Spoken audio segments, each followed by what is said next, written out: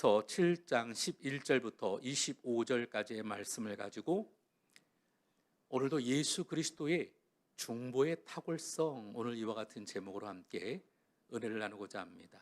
같이 한번 따라해 볼까요? 예수 그리스도의 중보의 탁월성.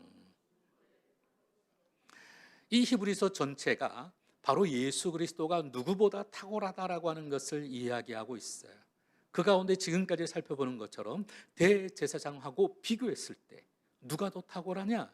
당연히 예수님이라는 것이죠. 오늘도 특별히 이 예수님이 탁월한 것은 대제사장이 드려지는 예배보다 오늘도 예수님께서 말할 수 없는 그 중보의 능력이 훨씬 더 크다라는 거예요.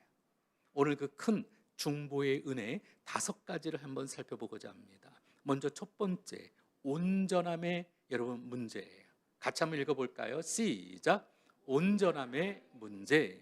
11절 말씀 우리 같이 한번 읽겠습니다. 시작. 레위 계통의 제사 직분으로 말미암아 온전함을 얻을 수 있었으면 백성이 그 아래에서 율법을 받았으니 어찌하여 아론의 반차를 따르지 않고 멜기세덱의 반차를 따르는 한 제사장을 세울 필요가 있느냐?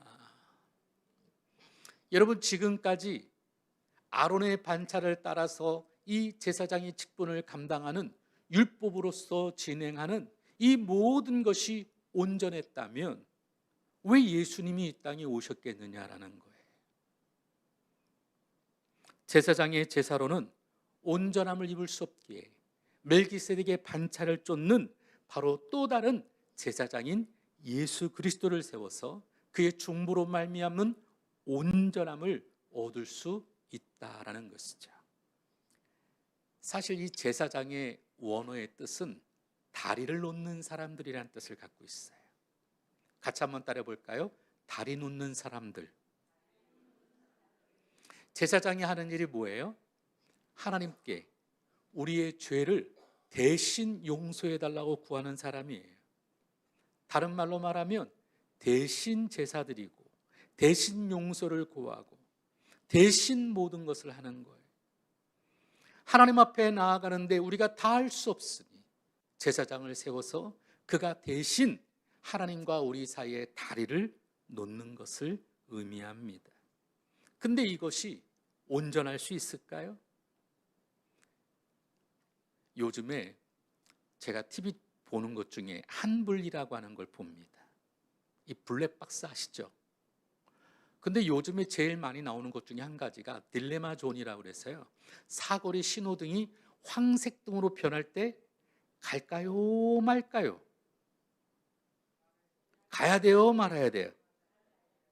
요즘은 가면 안 된대요. 근데 우리 옛날에는 어떻게 배웠어요? 바뀔 것 같으면 빨리 가라는 거잖아요. 근데 요즘 대법원의 판결은 무조건 서라. 가도 딱지 끊고 안 가가지고 뒤에 차가 빵 박혀도 어쩔 수 없다. 무조건 서라.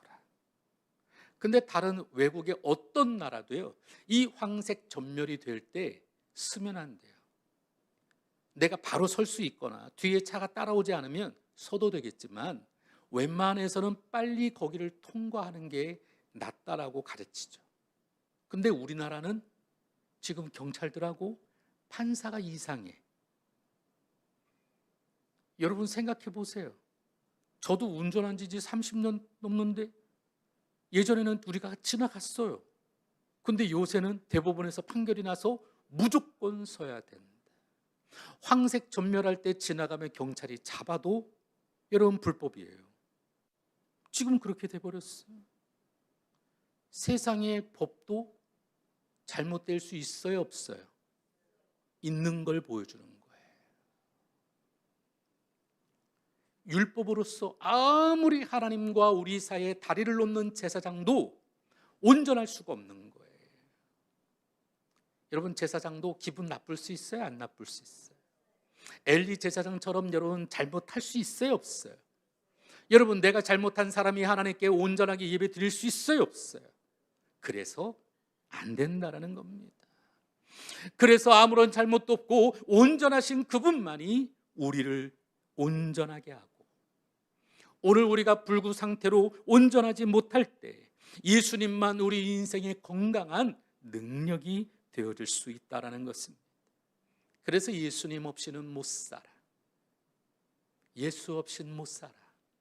오늘도 주님만을 바라보며 주님만을 의지하며 오늘도 우리의 모든 미래조차도 주님께 맡겨드리는 우리의 믿음의 삶이 되어야 될 줄로 믿습니다.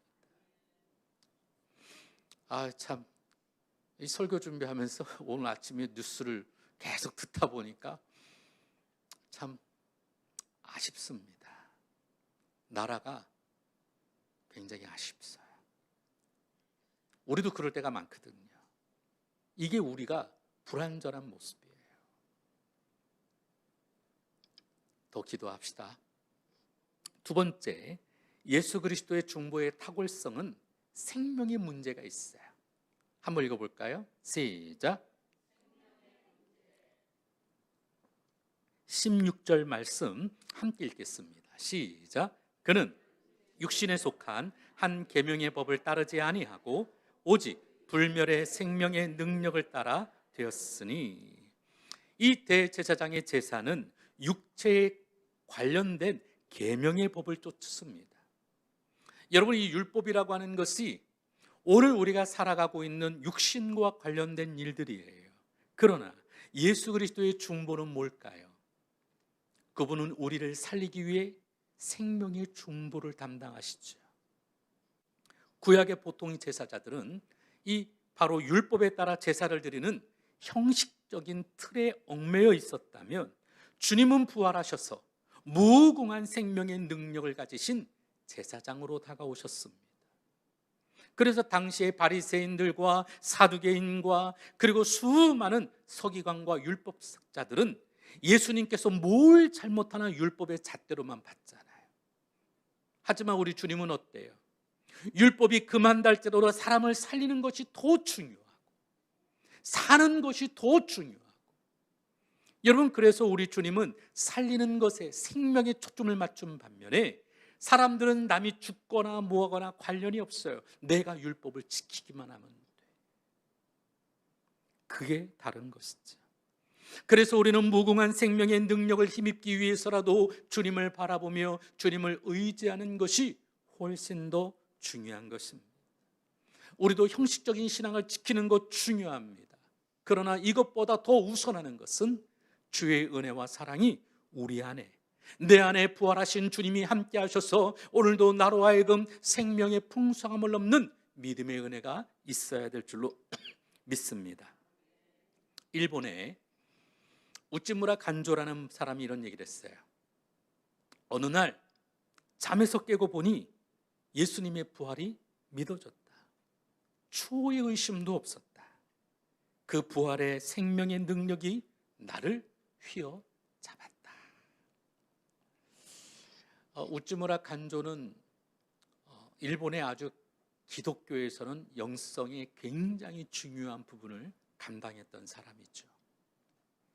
대한민국의 이 살아있는 지성이라고 불려졌던 이어령 교수님, 여러분 아시죠? 정말 엄청난, 그래서 저는 이 이어령 교수님이 쓴 책들은 거의 다 읽어봤어요. 얼마나 좋은지. 나중에도 제가 설교할 때 또 인용을 해드리겠지만, 이 이어령 교수님은 가장 큰 축복이 무엇이냐? 그것은 예수님의 부활이 믿어지고 지금 주님이 살아계시는 것이 믿어지는 것이라는 거예요. 그러면 여러분, 반대로 가장 저주가 뭘까?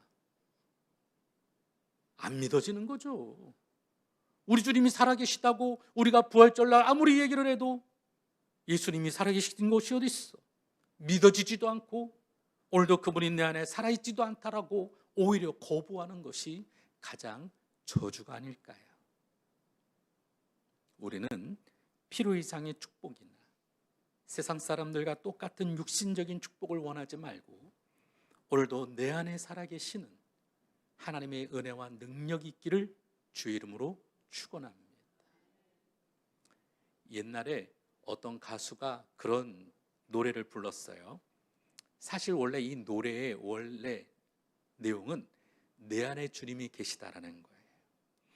내 속에 내가 너무도 많아.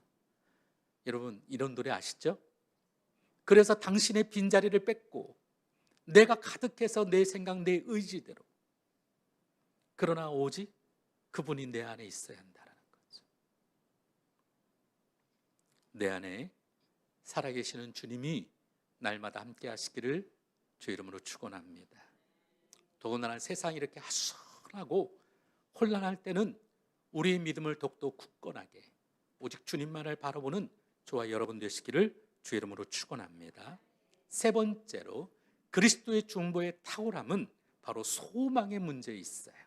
같이 한번 읽어볼까요? 소망의 문제. 우리 19절을 같이 한번 읽어보겠습니다. 시작. 아무것도 온전하게 못할지라 이에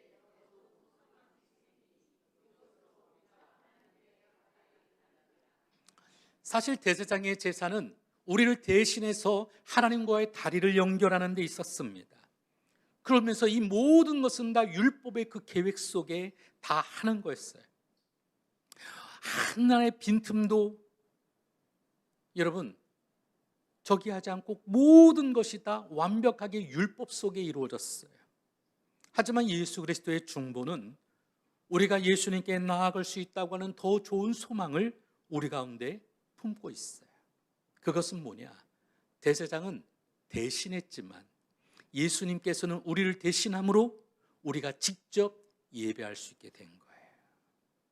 오늘도 이 시간에 우리가 성령 하나님 환영하고 인정하고 모셔드립니다. 오늘도 하나님 우리 가운데 임재하셔서 우리 예배를 받으시고 우리의 시선이, 우리의 믿음이 오직 주님께 향하여 예배합니다. 다른 거예요. 예전에는 이런 고백을 할 수가 없었어요. 대제사장이 알아서 하고 우리는 그냥 율법대로 살아가기만 하면 돼. 근데 이 율법이 사람으로만 되어진 거라 완전하지 못해 예수님께서 그것을 철폐하기 위해 이 땅에 오셨고 우리가 직접 믿음으로 하나님께 나아갈 수 있는 더 좋은 소망을 주신 줄로 믿습니다. 이 세상에서 가장 중요한 일은 하나님을 만나는 일일 거예요.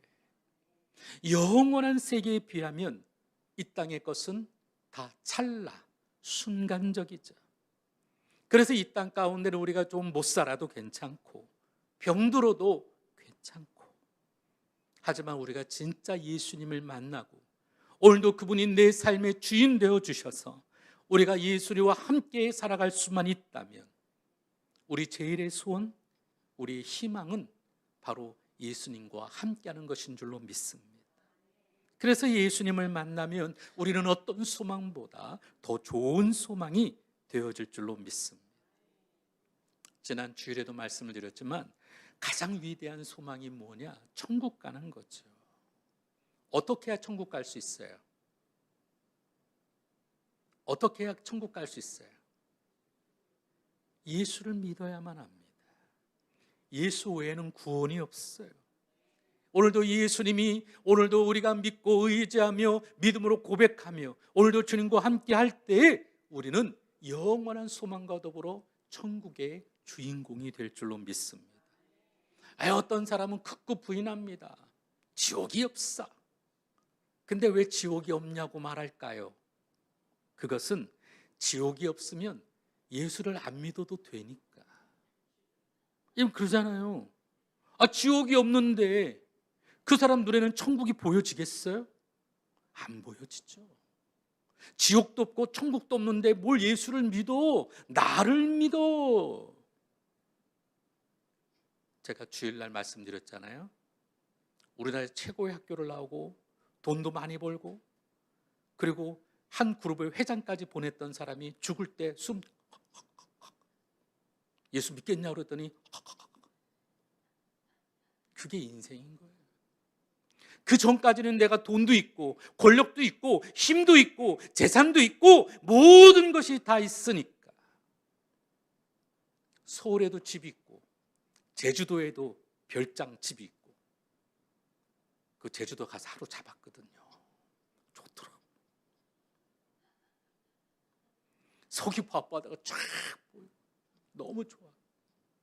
여러분 그렇게 좋은 것만 보며 살던 사람이 여러분 지옥이 얼마나 있겠냐고 본인 부인하고 살아가다 마지막 죽는 순간에는 꺽꺽대면서도 나도 구원받고 싶다고.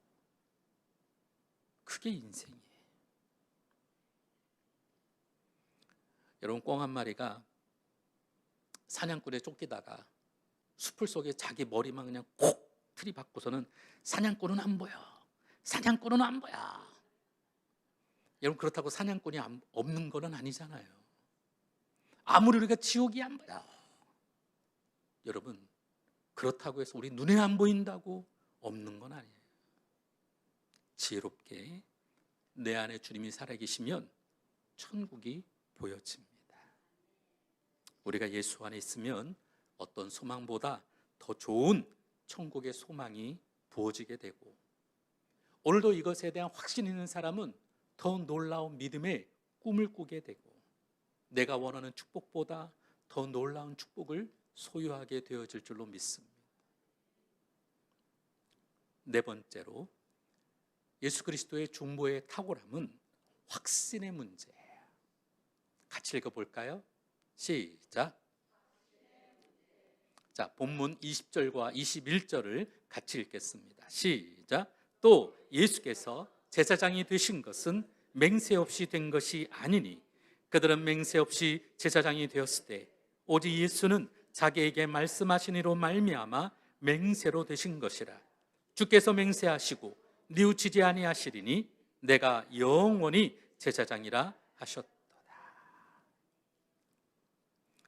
여러분 대제사장의 맹세는 없어요.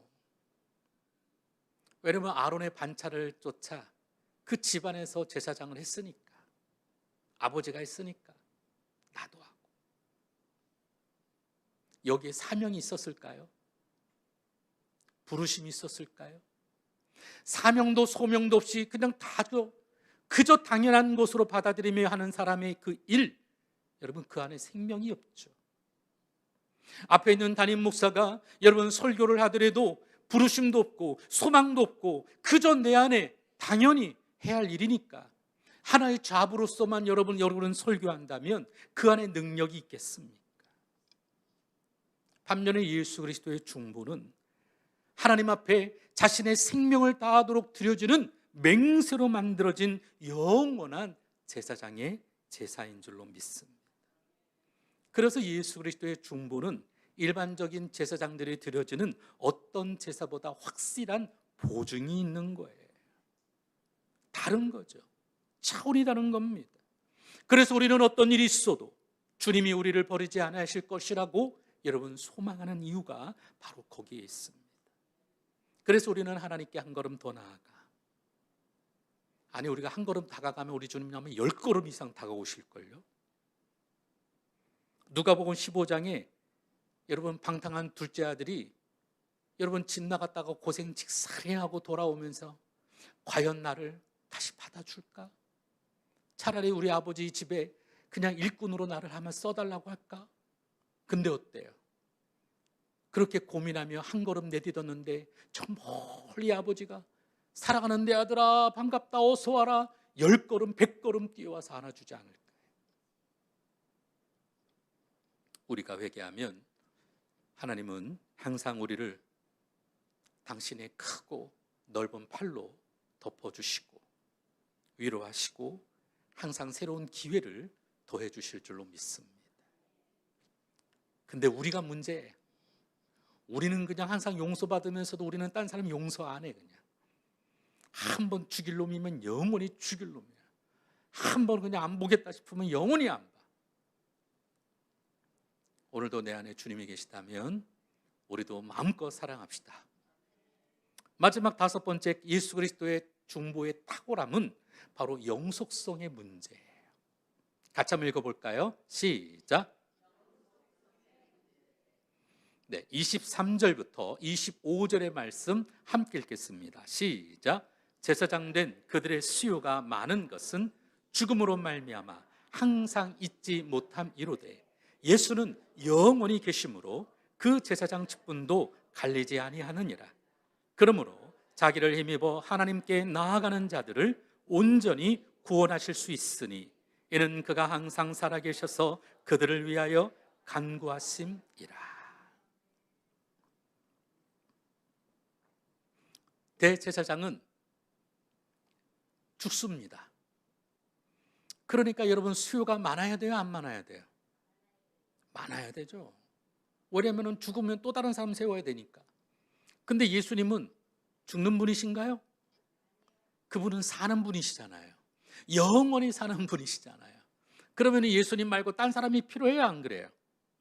그분만, 한 분만으로도 만족할 수 있는 거죠. 우리는 안 되지만 우리 주님은 한 분만으로도 온전케 하실 수 있는 분임을 우리는 믿잖아요. 그분은 또한 끝까지 우리를 버리지 않습니다. 사실 우리가 하나님을 외면할 때가 많지, 우리의 믿음이 연약해져서 사실 교회 잘 다니다가 방학하는 분들도 있잖아요. 많잖아요. 우리 주변엔 더 많잖아요. 지금 여기도 보니까 거의 절반 이상이 고개를 끄덕끄덕이는데, 집에도 있고 옆집에도 있고 얼마나 많아요. 우리는 이런 사람들 다 깨워야 될 줄로 믿습니다. 끝까지 우리를 사랑하시고 늘 여전히, 아니 우리가 좀 사실 조금만 뒤를 돌아봐도 하나님이 우리를 사랑하지 않으신 적이 없어요. 우리가 바빠서, 내가 힘들어서, 내가 그저 그냥 지금 할 게 너무 많아서 주님 잠깐 여기 계세요, 나 일하고 올게요 그러다가 못 와서 그렇지, 사실 우리 문제지 그분의 문제는 아니에요. 늘 여전히 우리 곁에 오셔서 함께하길 원하시는 주님을 우리가 믿음으로 받아들이고 날마다 함께 하시기를 주의 이름으로 축원을 드립니다. 사실 사람은 마음이 있어도 다 도와주지는 못해요. 어제도 저한테 어느 분이 전화가 오셨어. 도와달라고. 좀 많이 어렵대요. 고시원에 지금 살고 계시대요. 쫄딱 망해가지고. 그래서 지금 고시원에 지금 돈을 못 낸 지가 지금 6개월째 돼서 쫓겨나게 생겼대요. 그래서 목사님이 6개월치 좀 내달래.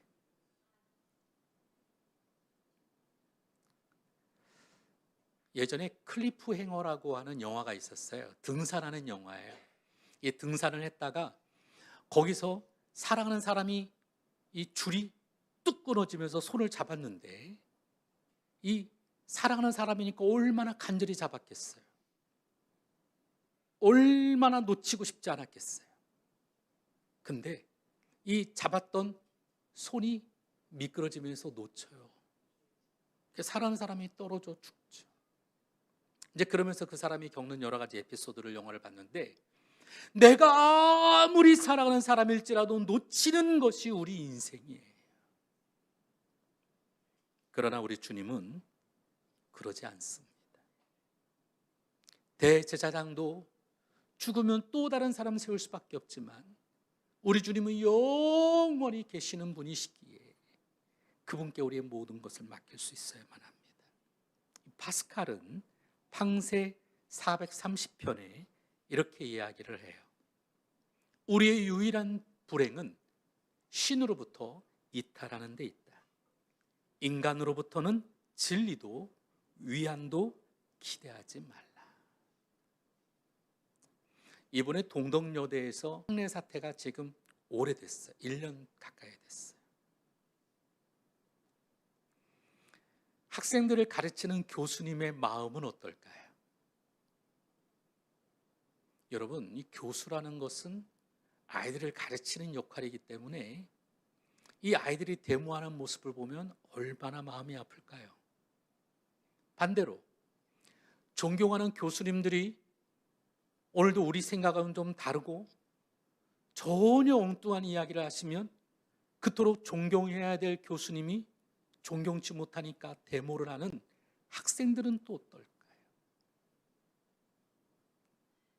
학교 안에서, 아니 지금 이 학교를 복구하는데 50억이 넘게 든대요. 하도 낙서도 많이 하고 막 때려 부시고, 여학생들이. 학교가 지금 그렇다는 거예요. 그래서 학교 쪽에서 학생들을 고발하고 또 학생들은 또 데모하고 서로 지금 그러고 있는 거죠. 이게 오늘 우리들의 모습인 거예요.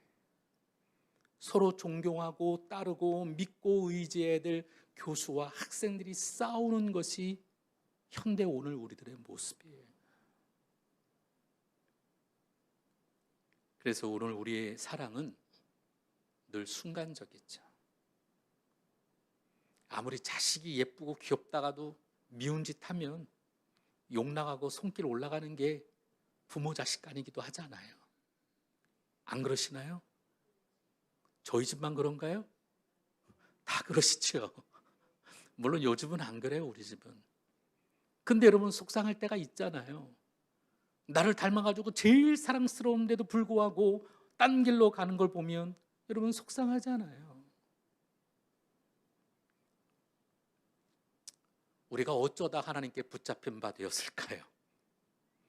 요즘은 그런 얘기 많이 하잖아요.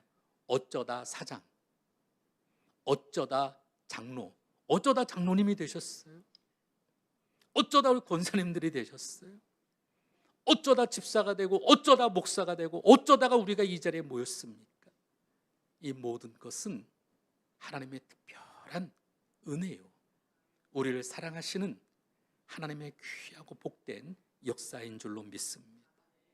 우리가 내일 어떤 일이 일어날지 아무도 모릅니다. 하지만 우리는 염려하지 않습니다. 왜? 오늘 우리를 염려해 주시는 하나님이 계시고 내일도 보호해 주실 줄로 믿습니다. 고통이 다가온다면 그 고통으로부터 인도해 주시고 때로는 감당할 힘도 주실 줄로 믿습니다.